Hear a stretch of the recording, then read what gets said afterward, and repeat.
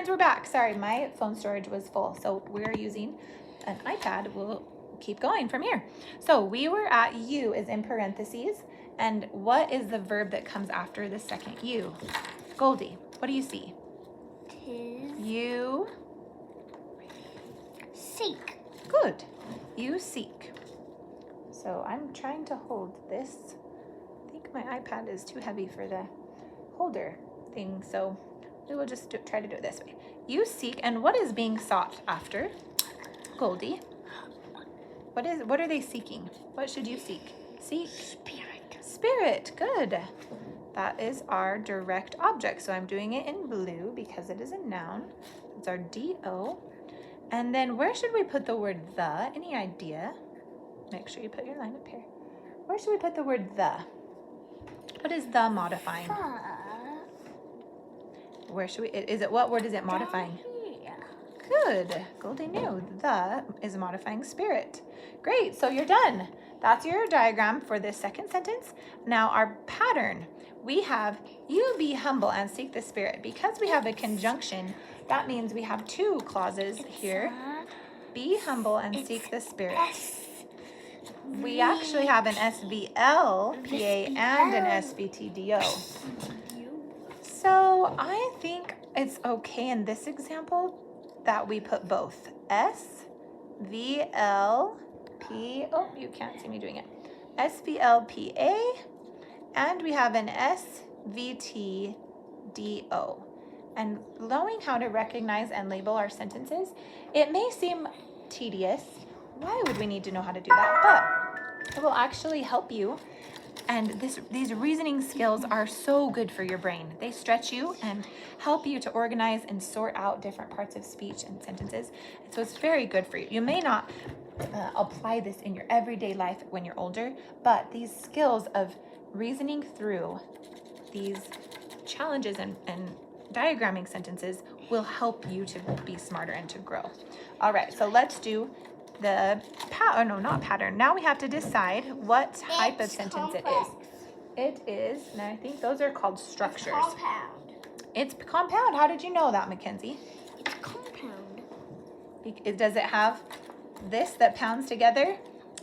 It has two different clauses that can stand alone, and then they are connected by the word and. Just like our train is like two different trains that are coming together, and it's connected. Goldie, is that correct? Yes, this is correct. Good job. Thank you, Goldie, for telling us we did it right. Okay, we got compound. Okay, our last one. We're gonna go on speed round, and Goldie, we're gonna let you take a rest, and I'm gonna try to help us go super fast, and then we'll bring her in to help make sure we're doing it right. Okay, I'll read it for us, and I'm gonna try to be stable. The first Pharaoh of Egypt and Nimrod were great-grandsons of Noah. She's sleeping. Okay, I already am recognizing good. Goldie's going to take a nap here. Nice, Goldie. So we can go super speed. Okay, I'm recognizing that we have a verb here that we've used before. Remember our state of being verbs? Am, is, are, was, were, be, being, been. Okay, so let's figure out who or what is this sentence about, Mackenzie? It's about Up here. The. I don't know. So this is actually a proper noun. It's a person. The Pharaoh of Egypt. The Pharaoh of Egypt. So we're going to, that entire thing is our subject noun. Well, actually, sorry. We can, of Egypt can still stay below. Except because this all kind of is a proper noun. I'm trying to decide. I think we're still just going to, let's scratch that. Don't do that. Sorry. If you did it at home, you can scratch that too. We all make mistakes. So let's do Pharaoh. Subject noun.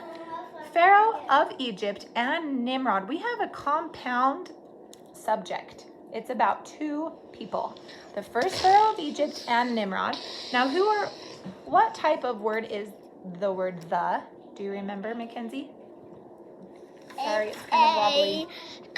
It's a article. Article. Good. So we label the an AA. At 6:15, yeah. So, Mackenzie, come back. Come back, come help us. Oh, okay. So So now we have the word first. Now, what is first describing? What is first describing? Describing. Tell me the word. Point to it if you don't know. What is first describing? Noah. Close. It's actually describing Pharaoh right here. Okay. The first Pharaoh. So this is, because it is describing a noun, is it an adverb or an adjective? It's describing a noun. Think back on your chart. Adverb or adjective? An adjective modifies a noun. And it's connected to blue. Good. So let's label this as an ADJ. Adjective is our ADJ. Oh, I'm sorry for you at home. I'm going to try to see if we can zoom out a little more. ADJ. First Pharaoh. Oh, I see a preposition, even though it's in his title. Now, we could keep it all together as Pharaoh of Egypt, but, oh, sorry. Oh, man, I was not thinking. It's Pharaoh of Egypt. So our preposition is here, P over of. Of Egypt. I'm putting that in parentheses. And in this example, Egypt is functioning as the object of my preposition, OP. Then we have, what type of word is this, Mackenzie, the word and? And is a... We had it over here too. It's a conjunction. Great, good work. It's a conjunction. It's normally gray, so you can use black or just your pencil. Or just conjunction. anything.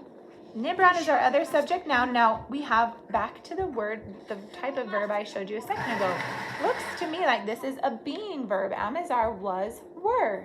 Be, being, been. So let's label this as our verb, were.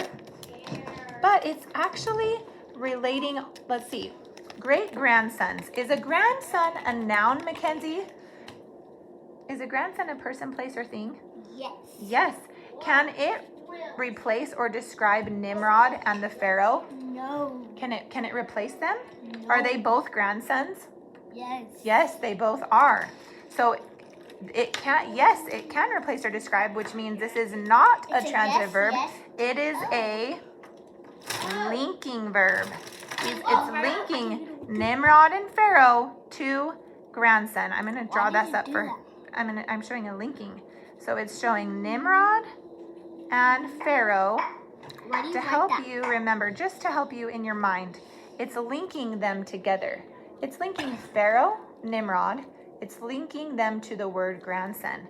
So we're going to label it VL. Can you do a VL? Good job, everyone at home. Good job. VL, and then great grandson. Because we determined it is a noun, we will label it as PN. Predicate noun. So we have it SVLPN. Now great grandson, great are, because there's a hyphen there, we're going to treat this whole thing as a PN, all of it together. And then what do we have right here? Do you know what that looks like? We had it earlier in our sentence. What is that? It's we had it it's earlier. a P Preposition. So let's put our parentheses around it. Label it as a P, preposition of. Above. That's our preposition song. And then what is this? Noah. If we look at our preposition chart, it's the object of. It's a preposition. It's an OP. Here It's an object of our preposition. OP. It's actually a noun, so I'll label it with blue. So we've labeled all of our parts. Great work, everyone. Now we're going to, now this time, because we have two subjects, watch carefully how I'm going to diagram this. I'm going to do a line up here, and I'm going to connect them, and then I'm going to put a line down here. So you can put a dotted line, it connects.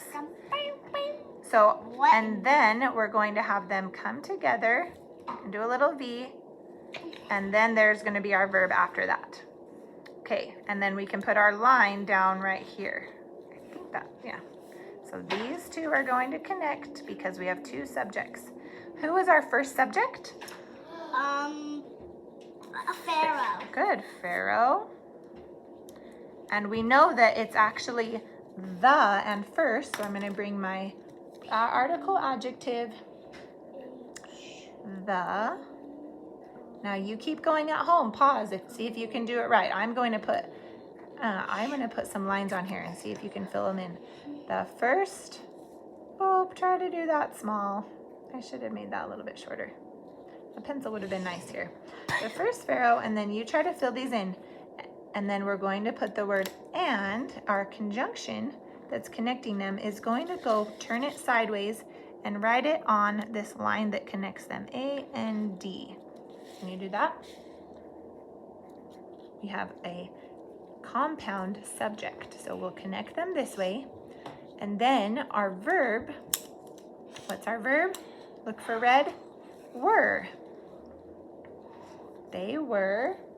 And we know that because it's at VL, it has to go slant backwards because this is going to replace or describe our subject.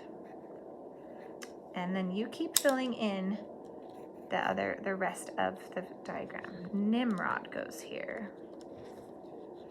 Nimrod. And did you figure out what to put here, Mackenzie? This one is going to say of, I'll just do it in black. Of goes right here, and Egypt goes on this little line, EGYPT.